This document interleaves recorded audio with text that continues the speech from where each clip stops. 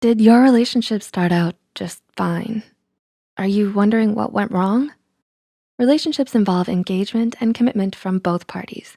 You enter new relationships with past hurts, but it's important to be cognizant if or when you're projecting it into or onto a relationship. A relationship can go awry when either party becomes disengaged, fosters resentment, or brings in past conflicts, thus creating a dysfunctional relationship.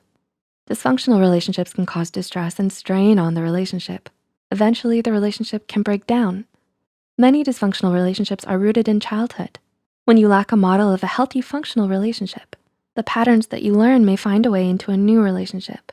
In order to avoid, move past, or fix a dysfunctional relationship, we first need to acknowledge our role in the relationship. According to Dr. Stephen Karpman, a transactional psychologist and former student of Eric Berne, MD, here are 3 major archetypes within a dysfunctional relationship. 1, victims. Perhaps the most recognizable archetype is the victim. You've seen them depicted in movies and books.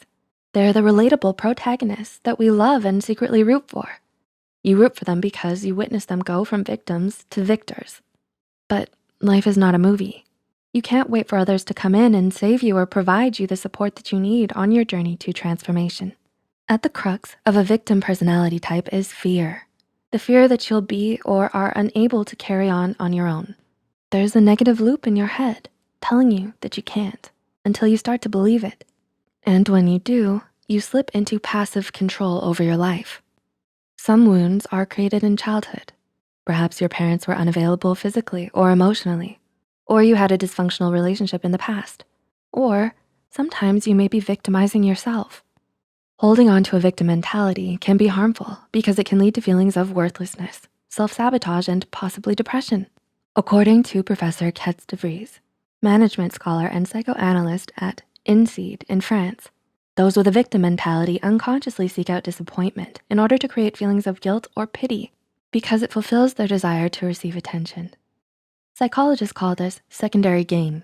There are various manifestations of a victim mentality, according to Susanna Barlow. Some examples are the doormat, a victim of being taken advantage of and feels entitled to support and love from others. The weakling, victim to the belief that they are helpless and feel entitled to inaction, fear, and rescue. The patient, victim to your health or lack thereof and entitled to healing and to have someone else be responsible for their healing. The crusader, victim of loneliness or self-hatred and entitled to have others' sympathy and victimize those who do not agree with them. And the shadow victim, victim of circumstances and personal perceptions. 2, rescuers. Are you someone who sweeps in like a superhero to save others? The knight in shining armor. But what happens when there is no one to save? Unlike the victim, a rescuer personality type feeds on a rush of cortisol and the ingrained desire to be needed. Rescuing is how you connect with others. You feel a sense of loss or abandonment when others become independent of you because your missions are attached to their sense of self. This personality type can be damaging because those who are rescuers unconsciously seek out those who are vulnerable and need assistance. Rescuers feel essential to their partner's survival, thus creating codependency between the two. At times, rescuers can become enablers of those with a victim personality type, enabling them to forego accountability and responsibility for something they're able to do. Like many personality disorders, the rescuer's role can be linked back to childhood. As a child, were you forced to take on the role of an adult due to neglectful parents or other circumstances? It's common for parentified children to adopt the role of rescuer in future relationships. Living in the rescuer role can lead you to develop guilt and resent at all the responsibilities that you feel like you've had to take on. If you notice this kind of personality in yourself or others, you can reach out to a therapist or licensed professional. Some manifestations of a rescuer archetype include the enabler, people who latch on to someone vulnerable because they want to be needed.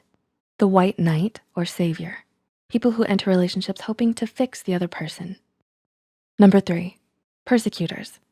Are you someone likely to blow up over insignificant happenings? Do you look for scapegoats for your problems and feel entitled when you lash out? Persecutors are usually controlling, strict, overbearing, and authoritarian. In a relationship, they're oppressive bullies who unleash empty threats. Persecutors are unmoving and eschew vulnerability because they fear becoming victims. The persecutor's role is founded on anger. Sometimes a person with a rescuer personality may shift into the role of a persecutor because they allow resentment to build. However, there are other reasons why some may take on the role of persecutor. Perhaps there is a deep sense of guilt that they're trying to place on someone else. Because they need someone to shoulder the blame, they may shift back into the role of rescuer in order to sustain the relationship. A subtype of persecutor mentality is the bully, who victimizes others because they were once victimized. Within a dysfunctional relationship, the roles can often change and you may not always be the victim or persecutor, but it's important to be cognizant of the role you are playing and hopefully address the emotional and thought patterns that urge you into that role. If you've noticed these traits in yourself, reaching out to a licensed professional to address some of your concerns is a good place to start.